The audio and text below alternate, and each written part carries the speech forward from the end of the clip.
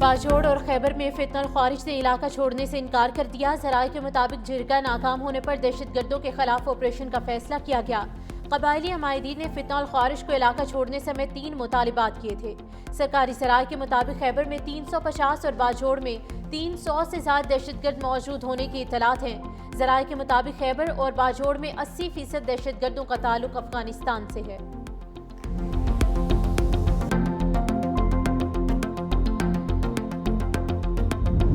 Trump سرکار کا مودی سرکار کی دہشت گرد پالیسیز کو بڑا جھٹکا۔ امریکہ نے بھارتی اسپانسرڈ BLA اور مجید بریگیڈ کو دہشت گرد گروپ قرار دے دیا۔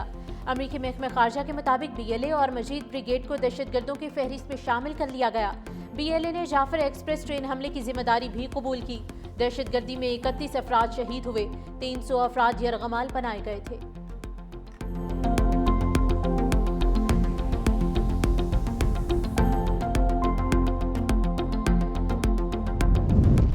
بھارتی دفاعی تجزیہ کار پراوین ساہنی نے بھارتی ایئر چیف کا پاکستان کے 6 طیارے گرانے کا بیان مضحکہ خیز قرار دے دیا۔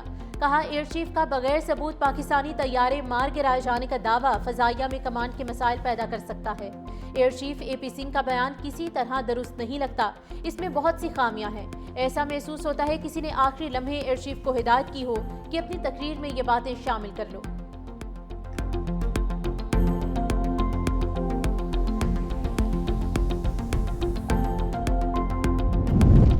بھارت مغربی دریاؤں کا پانی پاکستان کے بلا روک ٹوک استعمال کے لیے چھوڑے۔ عالمی عدالت انصاف نے فیصلہ سنا دیا۔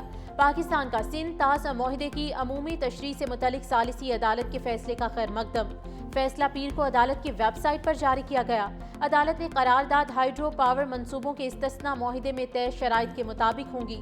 ثالثی عدالت کے فیصلے حتمی اور فریقین پر لازم ہیں۔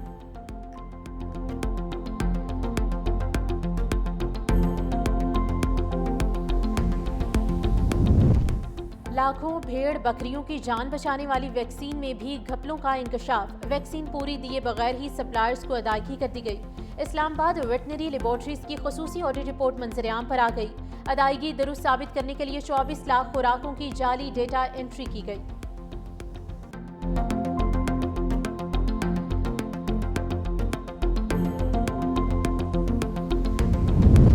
لاہور میں معمر خاتون کے کان سے بالیاں نوچنے والا ملزم ساتھی سمیت مبینہ مقابلے میں ہلاک۔ مناوا میں پولیس اور ملزمان کے درمیان فائرنگ کا تبادلہ ہوا۔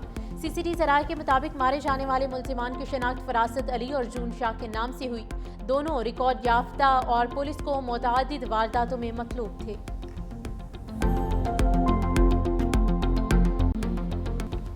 ٹرمپ سرکار کا مودی سرکار کی دہشت گرد پالیسیز کو بڑا جھٹکا۔ امریکہ نے بھارتی اسپانسرڈ BLA اور مجید بریگیڈ کو دہشت گرد گروپ قرار دے دیا۔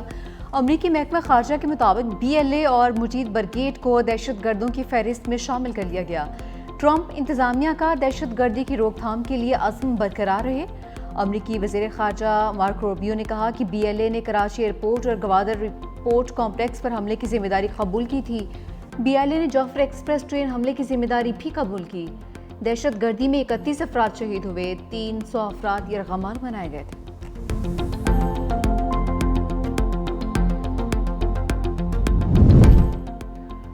وزیر اعلیٰ بلوچستان کا BLA اور مجید بریگیڈ کو دہشت گرد تنظیم قرار دینے کا خیر مقدم۔ کہا کہ حکومت اور فیلڈ مارشل آصف منیر کو کریڈٹ جاتا ہے۔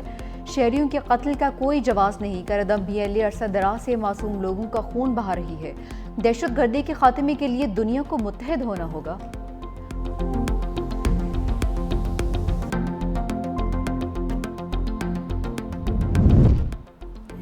مودی سرکار کا سفارتی آداب سے کیا لینا دینا؟ نئی دہلی میں پاکستانی سفارتکاروں کو ہراساں کرنے لگا۔ 4 پاکستانی سفارتکاروں کو گھر خالی کرنے کا نوٹس۔ ذرائع کے مطابق نوٹس کانٹریکٹ کی مدت ختم ہونے سے پہلے جاری کر دیا۔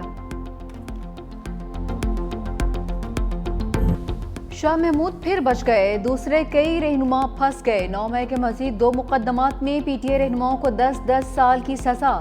لاہور کی انسداد دہشت گردی عدالت نے مزید کیسز کا فیصلہ سنا دیا۔ یاسمین راشد، عمر چیمہ، محمود رشید اور اعجاز چودھری کو 10-10 سال قید۔ سنم جاوید اور عالیہ حمزہ کو 5-5 سال قید کی سزا۔ عائشہ بھٹا کو جنا ہاؤس کے قریب گاڑیاں جلانے کے کیس میں 10 سال قید۔ شاہ محمود قریشی دونوں مقدمات میں بری۔ تھانہ شادمان نظر آتش کیس میں 13 ملزمان کو سزائیں، 12 بری۔ جنا ہاؤس کے قریب گاڑیاں جلانے کے کیس میں 7 ملزمان کو سزائیں، 10 کو بری کرنے کا حکم۔ عدالت نے کچھ روز قبل عمر ایوب، شبلی فراز سمیت دیگر افراد کو 9 مئی کے مقدمات میں سزائیں سنائی تھیں۔ شاہ محمود قریشی بری ہو گئے تھے۔ تحریک انصاف کا فیصلے کو چیلنج کرنے کا اعلان۔ پارلیمنٹ کے باہر میڈیا سے گفتگو میں بیرسٹر گوہر نے کہا کہ ناانصافی کی چھری چلتی رہی تو ملک مزید تقسیم ہوگا۔ آج انصاف کا قتل ہوا، سزاؤں کی مذمت کرتے ہیں۔ 8 فروری کو 180 نشستوں پر کامیاب ہوئے مگر مینڈیٹ چھینا گیا۔ مینڈیٹ چوری ہوا، جو ملا وہ تسلیم نہیں ہوا۔ آج ہمارے ایوان میں 76 نمائندے رہ گئے۔ 74 سالہ کینسر کی مریضہ جاسمین راشد کو پھر سے سزا سنا دی گئی۔ ہر دل عزیز لیڈر کی رہائی تک تحریک چلے گی۔ اسد کیسر بولے، یہ عدالت نہیں، حکومت کے فیصلے لگتے ہیں۔ ان فیصلوں میں انصاف دور دور تک نظر نہیں آ رہا۔ عدلیہ کو کھڑا ہونا پڑے گا ورنہ عملی خانہ جنگی کی جانب حالات بڑھ رہے ہیں۔ فارم 47 والوں کے بچے بھی انہیں رکن نہیں مانتے۔ تحریک انصاف کا سزاؤں کے خلاف پارلیمنٹ ہاؤس کے باہر ہنگامہ۔ پی ٹی آئی ارکان قومی اسمبلی اجلاس سے نکل گئے۔ پارلیمنٹ ہاؤس کے گیٹ پر احتجاج۔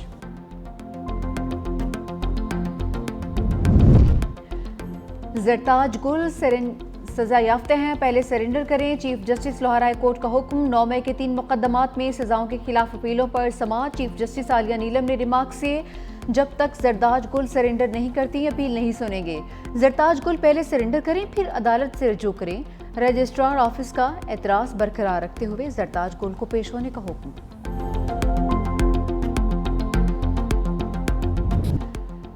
گلگت میں مٹی کا تودہ قیامت بن کر ٹوٹ پڑا۔ دینور نالہ میں مٹی کا تودہ گرنے سے 8 رضاکار جاں بحق، 7 زخمی ہو گئے۔ رضاکار پانی کی بحالی کے لیے کام کر رہے تھے۔ جاں بحق ہونے والوں کی اجتماعی نماز جنازہ ادا۔ مقامی افراد کا سانے کے خلاف دھرنا، حکومت کے خلاف نعرے بازی۔ انتظامیہ کے مطابق ششپر گلیشیئر پگھلنے سے نالے کے بہاؤ میں اضافہ ہوا، پھر سیلاب آیا۔ درائے ستلج اور ملحقہ ندی نالوں میں سیلاب کا الرٹ۔ آئندہ گھنٹے میں 72 کی جانب سے پانی چھوڑے جانے کا امکان ہے۔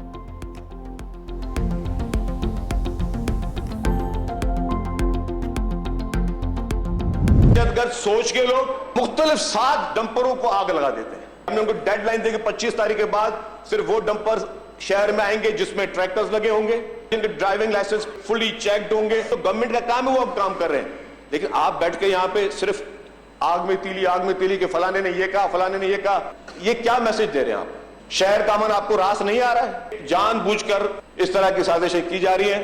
گورنمنٹ کسی پریشر میں نہیں آئے گی۔ حکومت پریشر میں آئے گی، نہ بدماشی کرنے دیں گے۔ سینئر وزیر سندھ شرجیل میمن کا 2 ٹوک اعلان، کہا کہ ڈمپرز جلانے والوں کے خلاف دہشت گردی کا مقدمہ چلائیں گے۔ دہشت گرد ذہن، سوچ اور تربیت کے لوگوں نے ڈمپرز کو آگ لگائی۔ تمام ڈمپرز کو کیمرے لگانے کا پابند کیا ہے۔ SOPs پر عمل نہیں کریں گے تو ڈمپر شہر میں داخل نہیں ہوں گے۔ شرجیل میمن کی تقریر کے دوران اپوزیشن ارکان کے ہنگامہ آرائی۔ شرجیل میمن نے کہا کہ الزام تراشی پر جواب دینا میرا حق ہے، ہم اپنا کام کریں گے، کسی کی دھمکیوں اور دباؤ میں نہیں آئیں گے۔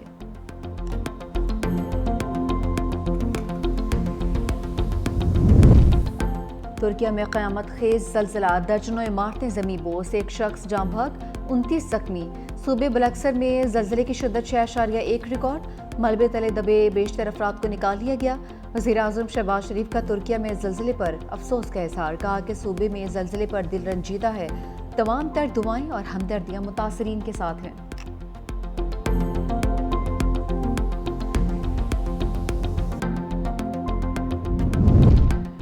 شوگر مافیا غلط اعداد و شمار دے کر بچ نکلا، کمپٹیشن کمیشن بھی بے بس، حکومت بھی بے بس، عوام لٹنے پر مجبور۔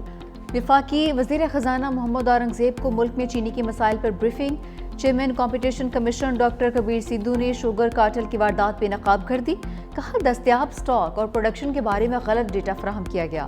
فیصلہ سازی شوگر ملز کے فراہم کردہ ڈیٹا کی بنیاد پر نہیں ہونی چاہیے، فیصلہ سازی کے لیے آزادانہ اور شفاف ڈیٹا حاصل کیا جائے۔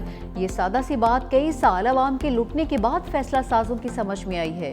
دیر آئے درست آئے، لیکن شفاف ڈیٹا کتنا شفاف ہوگا؟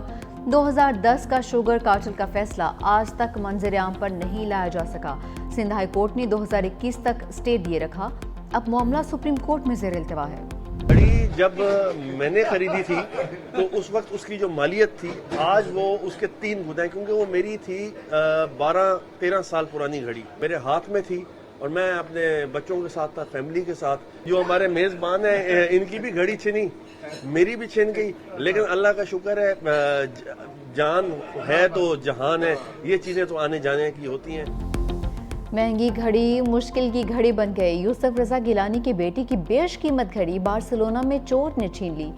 گھڑی کی مالیت 56,000 یورو تھی, جو پاکستانی کرنسی میں 1,85,00,000 روپے بنتے تھے.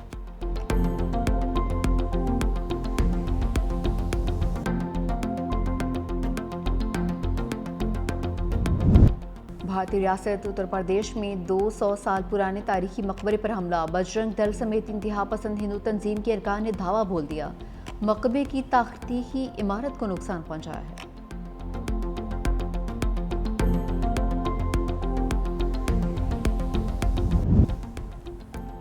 آسٹریلیا میں پاکستانی نژاد سیاستدان بسمہ آصف نے دل جیت لیے. کوئنز لینڈ پارلیمنٹ میں پہلی تقریر کے دوران 3 زبانیں بولی. اردو, پنجابی اور ہندی میں تقریر کر کے سب کو دنگ کر دیا. بسمہ آصف کہتی ہیں, مجھے فخر ہے کہ میں پاکستانی اور پنجابی ہوں. بسمہ آصف کا تعلق لاہور سے ہے.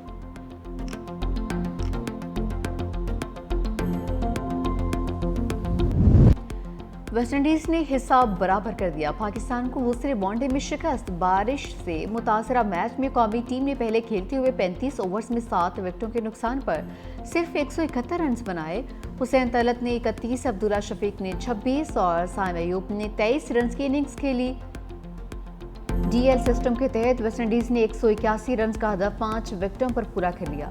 شرفین ردرفورڈ نے 45 اور شائع ہوپ نے 32 رنز بنائے. سیریز کا فیصلہ کن میچ آج کھیلا جائے گا.